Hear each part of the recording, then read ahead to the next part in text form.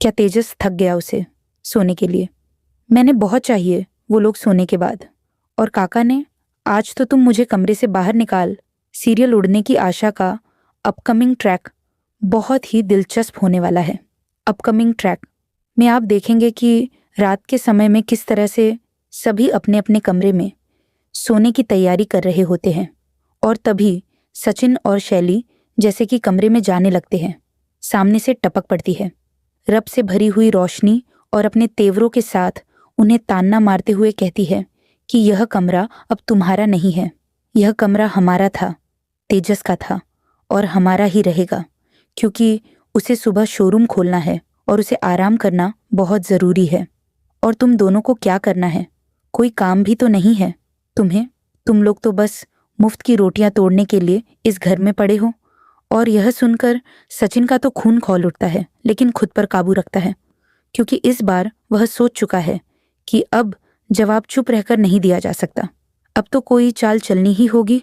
और सुबह होते ही सचिन पहुंचता है परेश के पास और कहता है कि बाबा, हमें पूरी रात हमने उसी तरह चटाई पर बाहर ही सोकर बिताई। तेजस और रोशनी अब घर को अपनी जागीर समझ बैठे हैं। यह सुनते ही परेश भी बौखला उठता है और उसका गुस्सा 7वें आसमान पर पहुंच जाता है। और यही परेश चिल्लाकर कहता है कि क्या सचिन और शायली को यूं नीचा दिखाना अब रोज रोज की तुम सबकी आदत बन गई है। वेल दोस्तों, अगली सुबह जब पूरा घर एक साथ इकट्ठा होता है तभी परेश दहाड़ते हुए कहता है, यह घर कोई तुम्हारी जागीर नहीं है और तुम्हारी मनमानी यहाँ नहीं चलेगी। रोशनी को भी कड़े फैसले सुनाते हैं परेश और कहते हैं कि आजी ने जो कहा है उन्हीं का आखिरी फैसला होगा। 15 दिन के लिए सचिन शैली ही इसी कमरे में रहेंगे।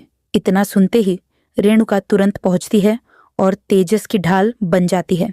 लेकिन तेजस को तो आराम चाहिए ना, तो वह अब बड़ा आदमी बन चुका है, शोरूम चला रहा है। लेकिन परेश का बहुत ज्यादा गुस्सा भड़का हुआ होता है और कहता है कि अगर तेजस और रोशनी घर के नियम नहीं मान सकते तो उन्हें यह घर छोड़ना होगा।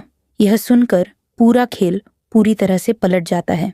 तेजस तो जोश में बैग उठाकर निकलने को तैयार हो जाता है, लेकिन रोशनी के चेहरे पर हवाइयां उड़ने लगती हैं और उसे असली जिंदगी का डर सताने लगता है। बाहर तो किराए का घर मिलेगा, झाड़ू पोछा खुद करना पड़ेगा, शायली जैसी नौकरानी वहां कहाँ मिलेगी। यह सारा दिमाग में रोशनी के चलने लगता है और रोशनी बहुत ज्यादा परेशान होने लगती है और रोशनी परेश से मिन्नतें करने लगती है। लेकिन परेश का दिल अब पसीजने वाला नहीं होता। लेकिन देखना यह होगा कि क्या रोशनी और तेजस अपनी गलती मानकर सबसे माफी मांगेंगे या सच में दर दर की वह ठोकरें खाएंगे। लेकिन शायली फिर से बड़ी इंसानियत दिखाएगी और इन दोनों के लिए फिर से कुछ अच्छा सोचेगी।